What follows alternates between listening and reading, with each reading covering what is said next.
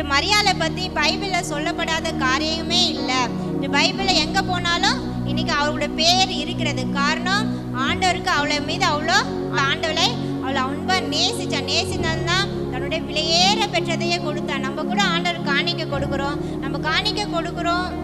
எல்லாத்தையும் கொடுக்குறோம். அதை எப்படி கொடுக்குறோம் என்றதை ஆண்டவர் பார்க்குறார். ஜெபிக்கிற காரியமாக சரி, ஆண்டவருக்கு ஊழியம் செய்கிற காரியமாக இருந்தாலும் சரி, எந்த காரியம் இருந்தாலும் ஆண்டவர் நீங்கள் எப்படி கொடுக்குறீங்க அந்த உள்ளத்தை தான் பார்க்குறார்.